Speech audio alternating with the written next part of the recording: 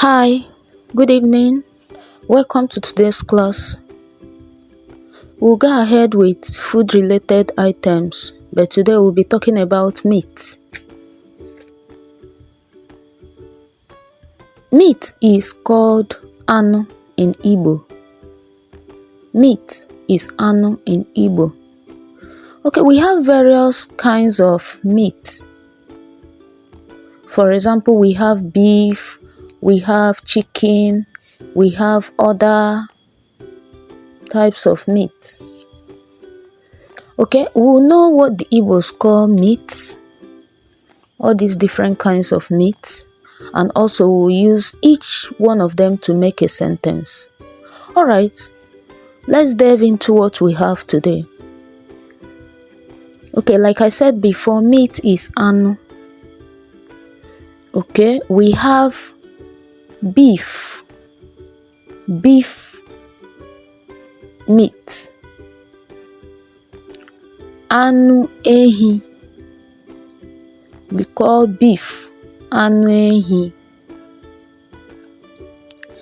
Gaa zụta anu ehi n'ụlọ ahịa Malam Ibrahim.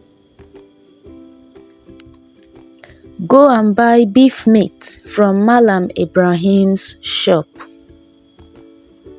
Alright, let's go on. Chicken, anụ ọkụkọ. Anụ ọkụkọ na-amasị m. I like chicken meat. Egg, akwa. Siere m akwa ahụ. Boil that egg for me.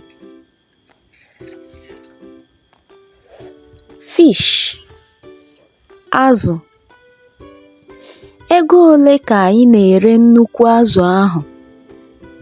How much is that big fish? Goat meat, anụ ewu. Anụ ewu dị oke ọnụ. Goat meat is expensive. Lamb meat, anụ atụrụ. Eritụbeghị m anụ atụrụ. I have never eaten lamb meat. Pork meat, anụ ezi. Anụ ezi na-atọ ụtọ nke ukwuu. Pork meat is very delicious. Shrimp, ịsha. Ego ole ka anyị na-ere ịsha? How much is this shrimp? Turkey meat, anụ toro toro.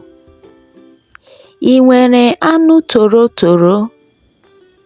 Do you have turkey meat? Okay, I think we have to go through it again so that it can sink very well. Anu is meat in Igbo.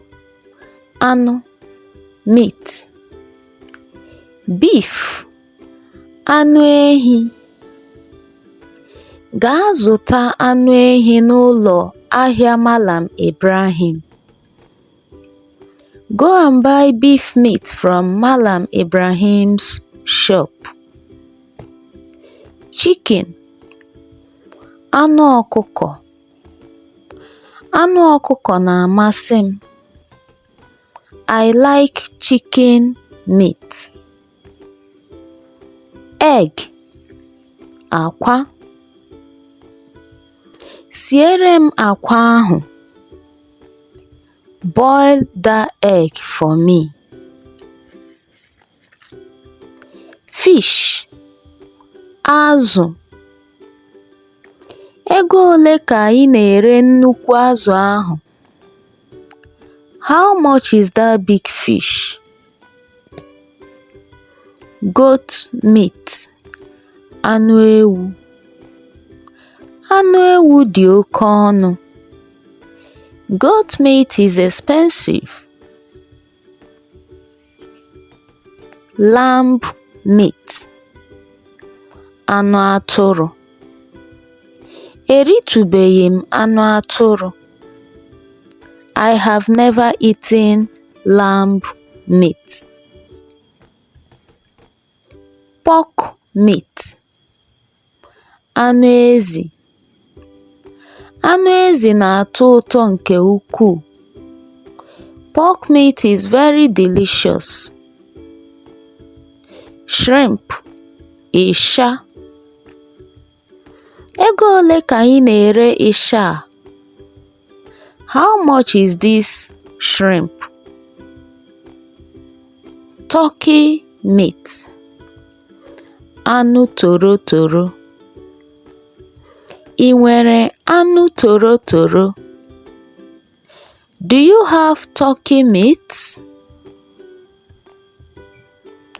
Okay, ọ dị mma, ebe a ka anyị ga-akwụsị n'ụbọchị taa. I will see you in our next class. Please make sure you always practice. Follow me on Instagram. Subscribe to my YouTube channel and click on the notification bell to be notified whenever a new video is posted. See you next time. God bless you. Bye.